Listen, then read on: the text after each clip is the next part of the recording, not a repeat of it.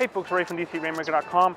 Today I've got the Karma Grip here in my hand with the Hero 5 built into the side of it there. Now this starts at $299. This is something that GoPro's been offering, or is offering, sorry, in their Karma drone package, but you can also buy individually, and this will work with the Hero 5 as well as the Hero 4 cameras. Now what a gimbal does is it allows you to stabilize your image. It's the difference between having a shaky image on rough terrain and having a beautifully smooth image.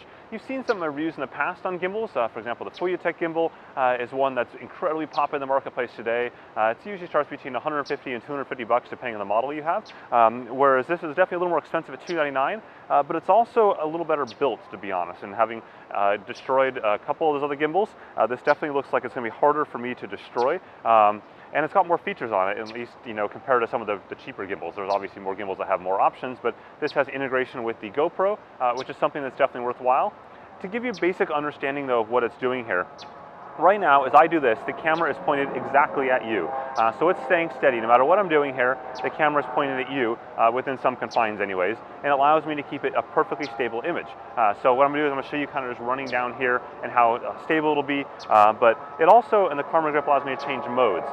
So what I can do here, I'm going to kind of change camera view so you can see that, is change the mode of the camera, set highlight tags, change the angle of the gimbal itself, and just do some basic features with it. Last but not least, before we kind of do that, I want to note that there is an extension coming next spring, and they actually have it here. I didn't have a chance to bring it out with me, and it's super cool because it allows you to pop this off, this top piece, and go ahead and put the bottom piece, the Karma Grip, in your bag as a battery, and then just keep this upper piece here mounted to your harness or something like that. For example, this supports a chest harness, or it supports a backpack, both the Seeker as well as the Karma drone case, and allows you then to mount it like this as you're running or riding, and it's pretty neat. Now we have the gimbal in front of us here, and you can see all the buttons that I have. So it's a simple record button that'll go and record the image. I can press that right now, and you can see it starts recording automatically. So it's good to go there. You can kind of see that on the screen if I hit the red record button there. I've also got this mode button here, so I'm going to hit stop on recording. Mode allows me to change the different modes of the camera itself. So again, if I go ahead and I'll just press this here, and you'll see on the screen as I do that, it goes to photo, and just iterate through the standard GoPro modes. So again, this is part of the integration that you see within GoPro that you don't necessarily have when you buy a third-party handheld gimbal. I've then got the highlight tag right there, so this highlights an image. So I'm going to go ahead and start recording, and then you'll see as I do that, sorry, that was in burst mode there, so get off that mode.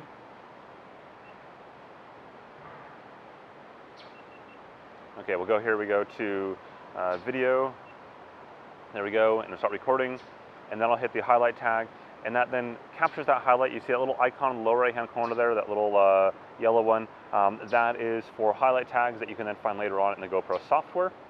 And then last but not least, I can go ahead and change the basically mode orientation of the gimbal itself. So you see right now, as I go like this, it's going to keep level, so it's pointed like this way, and I'm doing anything that just stays like that. What I can do is press this here, and it's going to hold and lock that position. So this way, when I go down, it's going to basically keep it based on my arm. So whatever my arm wants to do. Now this is useful when I'm going ahead, and I just filled my SD card. This is useful when I want to basically point at something down. So if I'm like this and I'm trying to record, I can still do that and keep it focused on that as I'm shaking this, and it'll keep it good. Whereas if I had it in the other mode that was facing forward and I wanted to record something facing down, I couldn't do that. So me personally, I use that on the bike a lot of times when I'm reviewing different bike computers. So the ability to go ahead and point it down at something and lock that position is pretty handy. It's also pretty common, to be honest, too, in the gimbal market.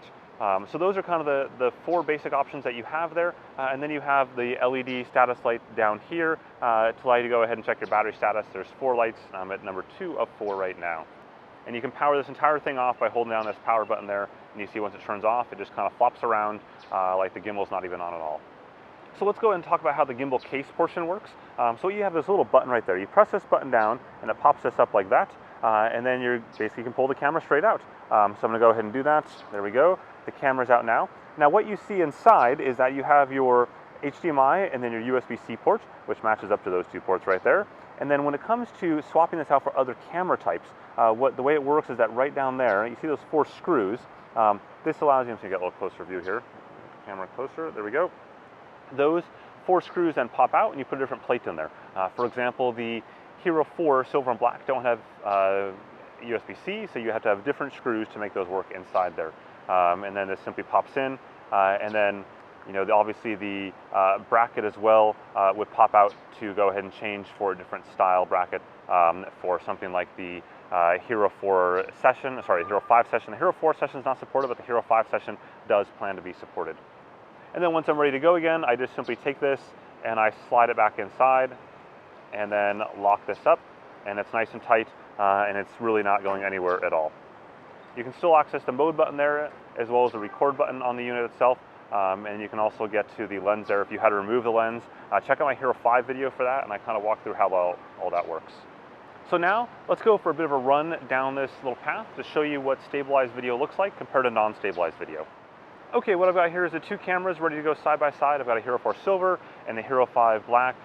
Don't worry about the quality resolution, doesn't really matter at all here. I'm setting for 2.7K 30 on both of them, so you just go ahead and get some nice high quality stuff here. What I'm gonna do is I'm gonna run down and I'm gonna hand hold both of these just like you normally might. Now, of course, people are going to do different activities, so whether it be skiing or cycling or running or something else entirely different, stabilization kind of works the same way. So don't focus too much on the fact that I'm running, just focus on the fact that it'll look pretty. So with that, I'm going to go ahead and hit the record button there and use this to hit the record button right there, so you can see that. And now they're both recording, and we are good to go. You can see the little record light there. So let's go for a short run.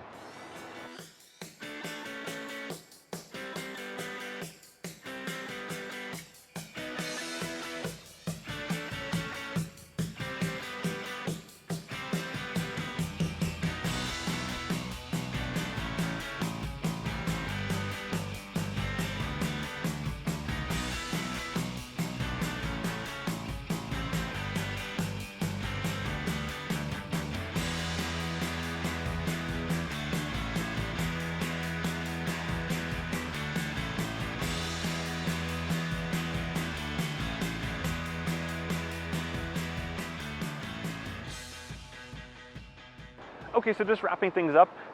Again, this is a pretty cool unit. Sounds a little expensive at $299, but I think it's definitely well built, and it's something that a lot of other companies can't say. And also the integration with the camera is pretty cool, so it allows you to quickly do that. In a lot of ways similar to DJI Osmo, except the Osmo uses its own camera, or their latest one uses your phone, but this goes and controls everything across the board. Also, if you have an older camera, it's nice because you can pop those in with these different options, or basically brackets inside. With that, go ahead and hit the like button as well as the subscribe button, and then also check out my other videos. So I've got the GoPro Karma drone video up there, as well as the GoPro Hero 5 video up there too. So lots more sports technology goodness that's available on the channel, and then certainly plenty more coming down the road. Have a good one.